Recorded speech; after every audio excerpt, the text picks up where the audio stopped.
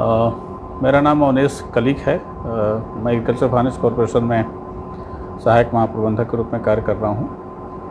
Agriculture finance corporation का establishment जो है 1968 में हुआ था। इस कंपनी का शुरुआती दौर में जो उद्देश्य था वो ये था कि जो स्मॉल फार्मर हैं उनको फाइनेंशियल सपोर्ट किया जाए, और उसको ध्यान में रख कर के इस कंपनी का इस्टेब्लिशमेंट हुआ। लेकिन एक साल बाद ही कंपनी के अप्रोच में और उसकी थिंकिंग में थोड़ा बदलाव हुआ, क्योंकि सारे बैंकों ने मिलकर के इस कंपनी का गठन किया था, और सब बैंक जब नेशनलाइज हो गए तो उनकी प्रायोरिटी अपने लेवल पर हो गई। तो खुद उन्होंने अपने इंफ्रास्ट्रक्चर डेवलप किए, हर स्टेट में उन्होंने ऑफिस बनाया। तो एग्रीकल्चर फाइनेंस कॉरपोरेशन का जो मेन ऑब्जेक्टिव था फाइनेंसिंग, वो हमारा एक साल में ही लगभग मोरले से डाइल्यूट हो गया।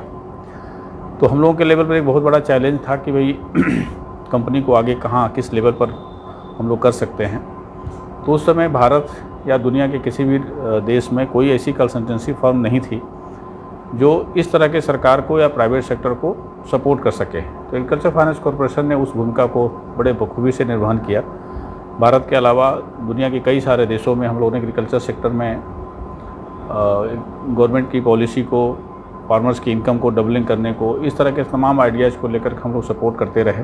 उत्तर प्रदेश में एग्रीकल्चर फाइनेंस कॉरपोरेशन जहां हम लोग बैठे हुए हैं, यहां पर एग्रीकल्चर फाइनेंस कॉरपोरेशन की जो ऑफिस 1971 में ही ओपन हो गई थी, और यहां पर हम लोगों ने पूरे प्रदेश के सभी विभागों के साथ अलग अलग मुद्दों पर कार्य करते हैं। हम लोगों ने एग्रीकल्चर डिपार्टमेंट के साथ बहुत लंबा प्रोग्राम हम लोगों ने किया है। काफ़ी लंबे समय से हम लोग उनके साथ काम कर रहे हैं। उनकी हम लोगों ने 11वीं, 12वीं और 13वीं तीनों पंचवर्षीय योजना की डिस्ट्रिक्ट एग्रीकल्चर प्लान हम लोगों ने बनाया। स्टेट लेवल का प्लान हम लोगों ने किया। बेसिकली ये पूरी प्लानिंग प्रोसेस के आधार पर ही सरकार काम करती है।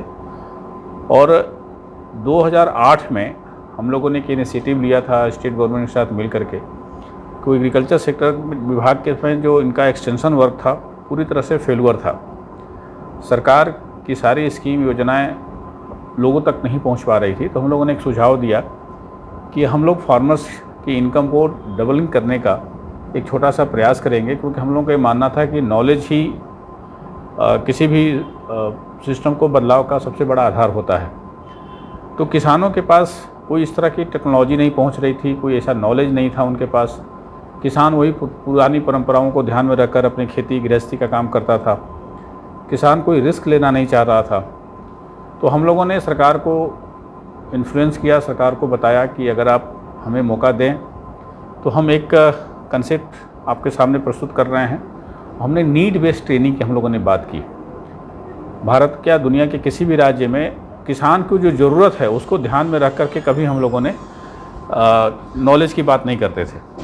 तो यहाँ हम लोगों ने एक तय किया कि भाई हम किसानों को जो ज़रूरत हो, जहाँ पर उसको जैसी ज़रूरत हो उसी के हिसाब में को ध्यान में रख कर के हम लोग उनको ट्रेनिंग देंगे। और ये अभियान इतना सफल हुआ कि किसान जहाँ अवेलेबल होते थे, हमारा जो ट्रेनिंग का जो मॉडल था ये नहीं था कि हम ब्लॉक लेवल पर, डिस्ट्रिक्ट लेवल पर फार्मर्स को बुला करके हम ट्रेनिंग दें, बल्कि फार्मर जहाँ अवेलेबल था, खेत में, खलिहान में, जहाँ पर भी उसकी प्रॉब्लम होती थी वहाँ पर जा कर के हमारे लोग उनकी प्रॉब्लम को सॉल्व करते थे। और इसका प्रभाव बड़ा ज़बरदस्त पड़ा, क्योंकि किसान सीधे जुड़ गए। और उसके साथ साथ हम लोगों ने और भी कुछ सपोर्टिंग एक्टिविटी उनके साथ किया। हम लोगों ने उनके प्रोडक्शन का अच्छे तरीके से मार्केटिंग हो सके, इसके लिए भी हम लोगों ने वैल्यू एडिशन उनके साथ किया। मौसम एक बहुत इंपॉर्टेंट पार्ट था, वेदर का। वेदर को कैसे फार्मर के लिए तो सबसे बड़ा वो है कि भाई हम जो कर रहे हैं उसके वेदर का, उससे उसका क्या इम्पैक्ट आएगा। तो उसमें हम लोगों ने बड़े साइंटिफिक तरीके से उनको इन्फॉर्मेशन देने लग गए। मार्केट के साथ साथ था ही। दूसरी है कि जो नई टेक्नोलॉजी आ रही थी, जो सरकार की नई पॉलिसी आ रही थी, उनको भी हम लोगों ने उनके लेवल तक पहुंचाने में कोशिश की।